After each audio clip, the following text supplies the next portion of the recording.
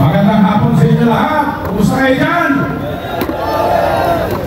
Buhay na buhay ang ating pag-itipon ngayon. At ako na kong ipaalam lang sa inyo. Ako po ay isang retiradong general ng Armed Forces of the Philippines, Philippine Army. Sa Ranger po at Infantry ng Philippine Army. Ang aking po huling posisyon bago ako nag-retire noong 2013 ay ako po ang komandante ng Philippine Military Academy sa Baguio City. Na kung saan ang mga kadete ay sumubok namin na magkaroon ng tamang pundasyon ng right character para panindigan nila ang pagsiservisyo tapos natawaran sa ka ng armed forces at sa ating taong bayan. Quiapo. Ang Tapos galing ba may po natin ito parang dalawang floor dyan na parang Quiapo. ay hindi bawal. Ito po Meron ay akong legal na ganyan. legal Sa Shopee, okay din. dahil Minsan maloko ka kasi makita may kapitbahay kami pagdating excellent pala. Ito, mali nga. nakasaad po ito Kaya doon ka bumili sa tapos ating konstitusyon. ano yung At lahat po gagawin tayo ay may karapatan na magpili ka na may mga display naman. Saan sa Shopee? Ayon Kasi po ba ano ba may plaza siya? Sige. Tapos pag Specifically, anong tawag ang nito? Artikulo 3, Tawaran doon, tawaran. Section 4, Oh.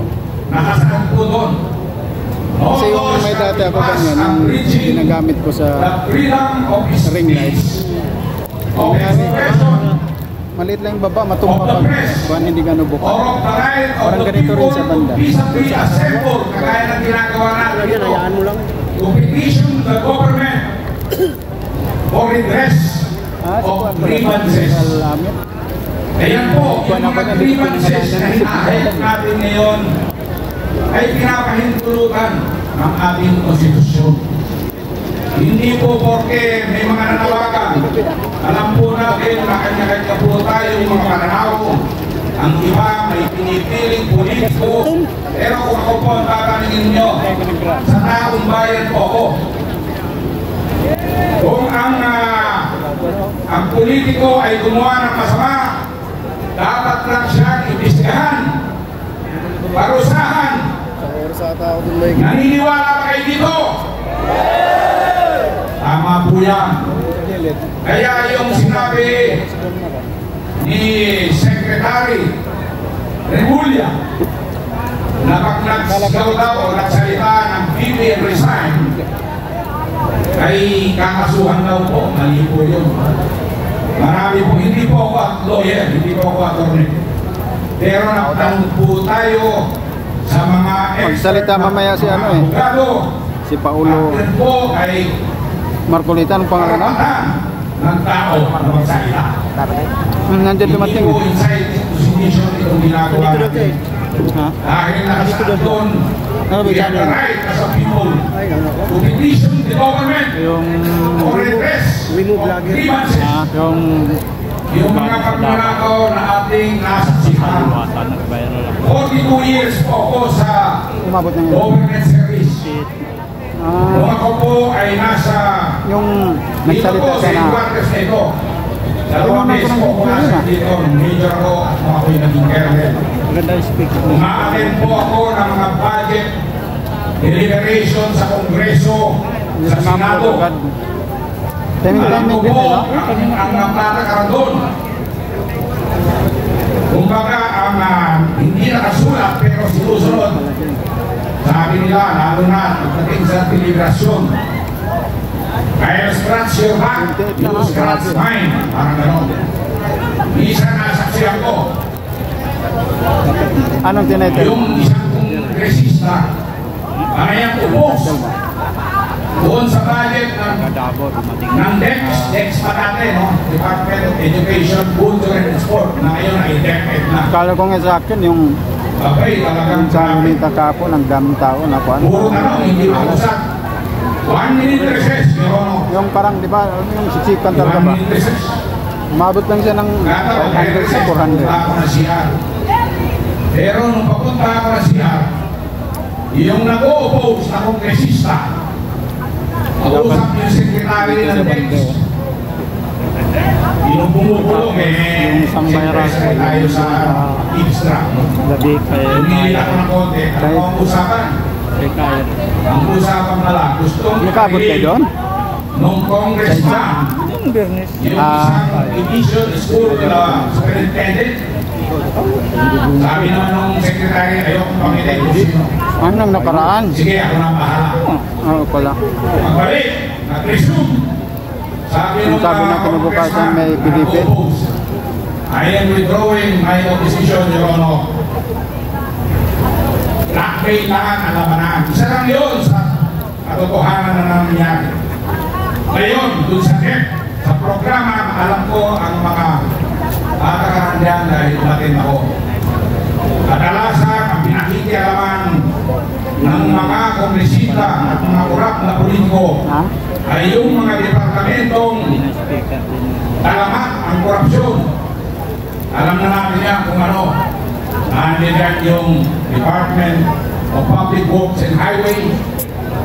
Nandiyan yung Department of Agriculture. At marami pa Alaman? yung mga pipitsuhin Ha? na maliliit na budget, Ganon hindi din sa akin. napakialaman yan ng mga kongresista Yun. at ng mga taliwas na politiko.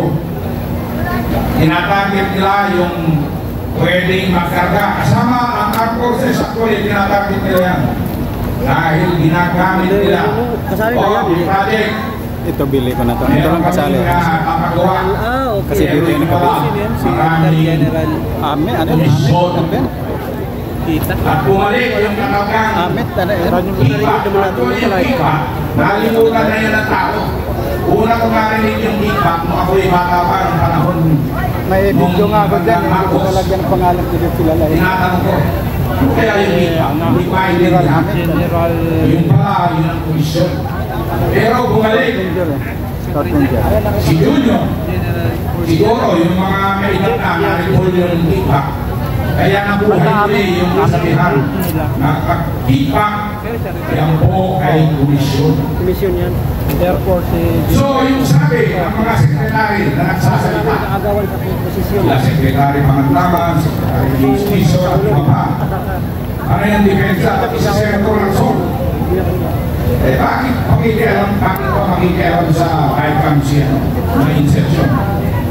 Pwede naman niyang ilagay doon sa NEP. Kabisadong nila yan. Huwag din lang ilang tao. Ako alam ko rin ang nangyari yan. Ang pinapakialaman nila yung malaking departamento. Doon. Tama yun, sa NEP pa lang, may lumabas doon. Pero pagdating sa may camera, panay pinapakialaman naman yan.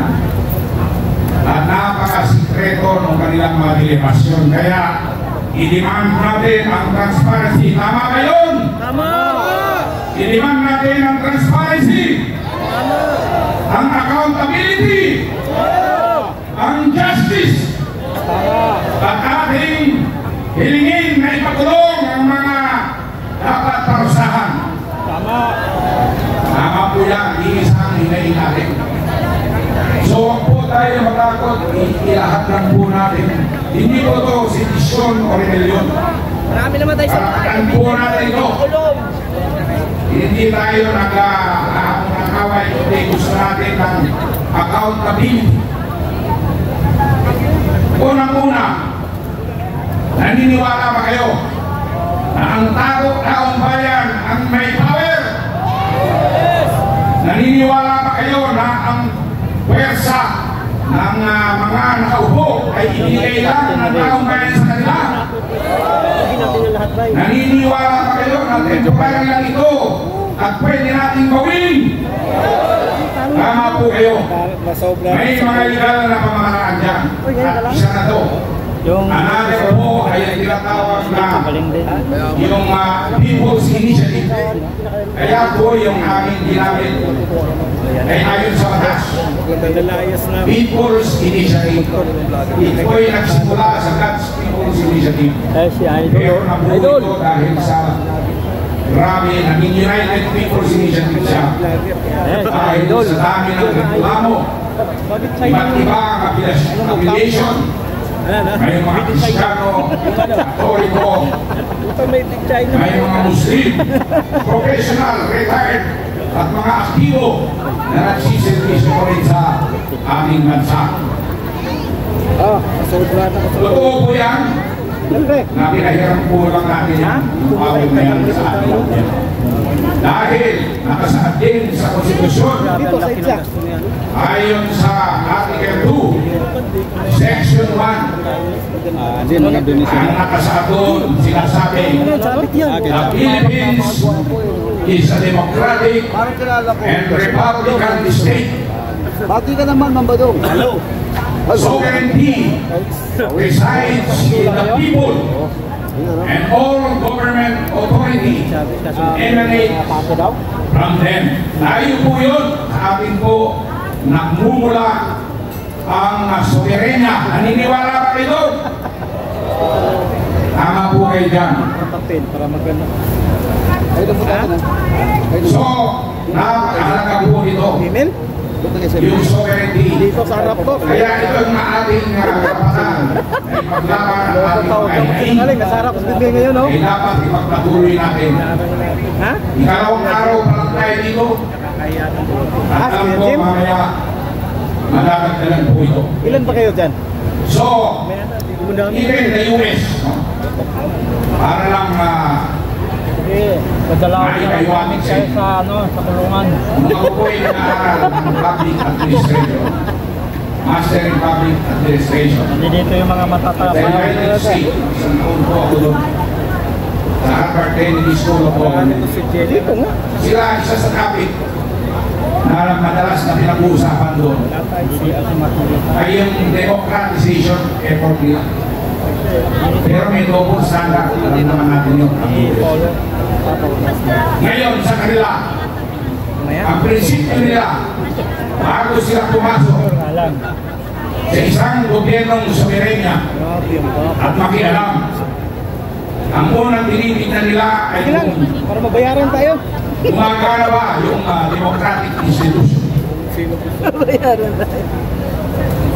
Yung mga organisasyon ba na nagsisimulo ng gumaganang republika at democracy na nandoon sa bandang bansa niyo. Tinitignan nila yung mga civil society. Nagpapangsyon na yan. Yung justice system. Nagpapangsyon na yan. Sa atin, yung mga iba, pending the law. Although nagpapangsyon ang ating justice system, hindi ito perfecto. Yung barak Kaya nga, arinig natin ang mismong mga sekretary, senador, at ngayon, ombudsman na, hindi depensa pa, yung tinatawag na pending the law. Dinidepensa niya pa na kung isang portas na oil, hindi naman bawal sa kasya para matuloy. Pwede pa tayo masikap na banda dinidepensa niya sa taxation. Kapag hindi ang lawyer, hindi tayo makikita.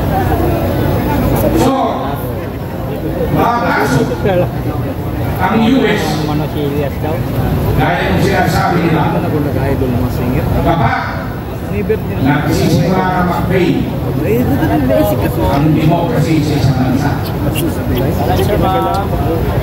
Ang prinsipyo nila, and even sa kanilang konstitusyon, nakasaad sa kanila na in fact, nung ginawa yung Commonwealth Constitution ng Pilipinas, hindi nila isinama itong prinsipyo na ito na nakasaad sa US Constitution. Yung right of the people to arm themselves and to initiate change. Pero wala sa Constitution natin yun, kaya iba. No? Pero sa kanila nakasaad yan.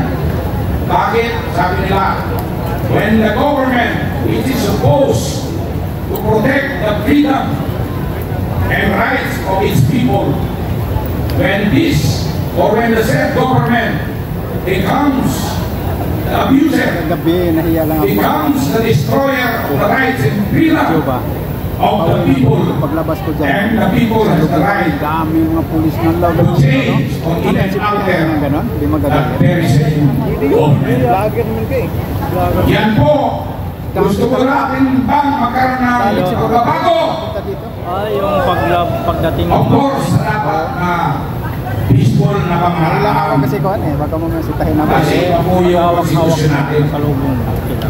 So dapat po, magsama-sama tayo at patuloy natin Pero kung nakita ipaglaban ang ating karapatan. Ngayon, Mabuhay nakahiga eh. ang Pilipino! kumukuha. Mabuhay ang tao